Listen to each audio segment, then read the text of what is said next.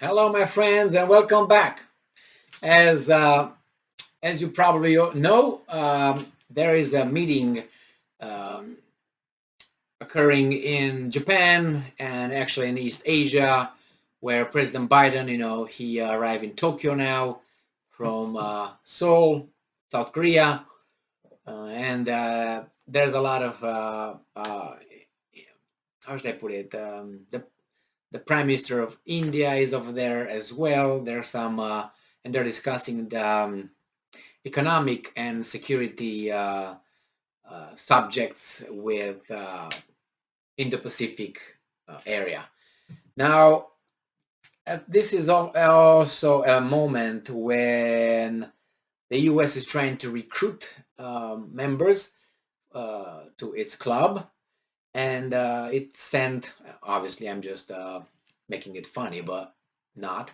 The Japanese Prime Minister went in a tour in East Asia, Southeast Asia, and then Europe to see who's who, what's what. Are you with us or are you against us? And now we find uh, that Philippines turn came, and it Philippines answered yes. So this article comes from Reuters from May 23rd, 2022 by Neil Jerome Morales. This is the title. Philippines Marcos says he discussed defense deal with U.S. envoy. And we find that the Philippines president-elect, first, you gotta note that the words used here are neutral or nice, because he accepted to be part of the club. If he would not have accepted, then you would have heard something like dictator, not so free, blah, blah, blah, things like this. But we find that he's a president-elect. That's a democracy right there. Okay, maybe it is. I don't know. Ferdinand Marcos Jr. said on Monday he discussed the extension of a joint military agreement with an envoy of defense ally, the United States, after meeting with senior diplomats of 4 countries, ambassador of Japan, India, and South Korea, and the U.S. Those are the ones. U.S. Made courtesy calls on Monday to Marcos, the son of namesake of the notorious late dictator, following his landslide election victory this month. Marcos, who's 64, who took office late in June, or will take, says he discussed with the U.S. envoy the Visiting Forces Agreement, VFA, and how it would be redefined amid the changing regional landscape. What changed? New countries formed, moved us around, plus funding the climate change mitigation. And I'm quoting, "We would welcome any assistance for the economy that we can get from the United States," Marcos told the news conference. Trade, not aid. That's nice. Good. I like that. Trade, not aid. I hope that's in practice. Because I was like almost, oh my God, he wants money now. He just is already bent over, pants down, ready to get it. Really? I know, he said trade, not aid. Good, good, good.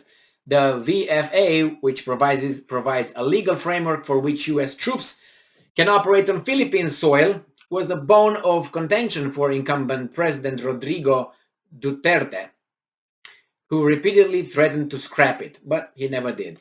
And I'm quoting, "Security concerns, of course, have always been a big part of our relationship with the United States.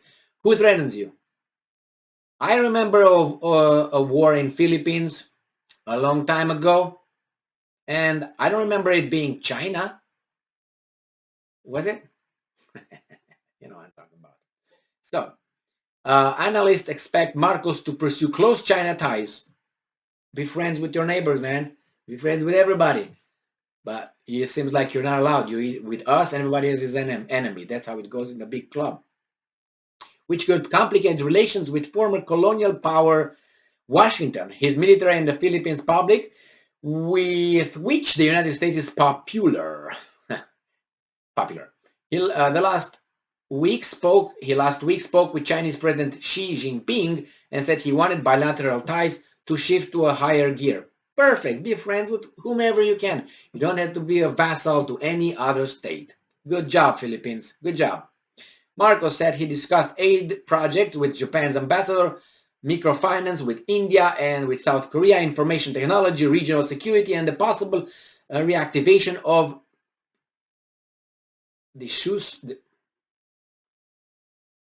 a nuclear plant. It's something I don't understand. Disused, I'm sorry. So possible reactivation of a disused nuclear plant. I was waiting. What the hell is that? Oh.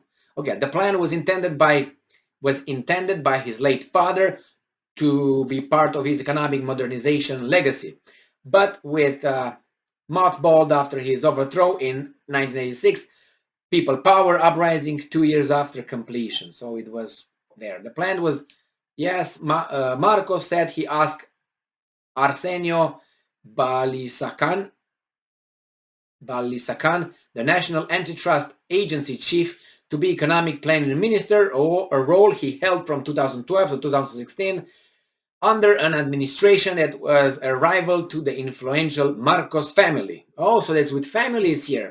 Oh, okay. I got it, but he was democratically elected. Good job. We like mass democracy. All right. Good. So it's clear that Philippines is right there in the grip of the big club, and at least it says so. He says, well, I want to be friends with China. That's very good. That's very good. They don't want aid. They want trade. That's fantastic. That's how a normal country speaks. Not a power, superpower, whatever, a normal country, an independent country. Well, it has troops. I was about to say Russian troops. Not yet. American troops on its soil, which is something that I personally cannot reconcile, this idea that you're independent and you have foreign troops on your soil, supposedly to defend you from some others that you will do trade with. It's kind of, a lot of lies, let's put it bluntly here. So you're here to defend me from what? Australia? No. Japan? No. South Korea? No. Indonesia? No. Who's Hong Kong? No. China? Yes. So then you want to, just why don't you say it so? And then we keep the peace in the region. Peace from whom? I would like to know who the enemy is. Can you name it?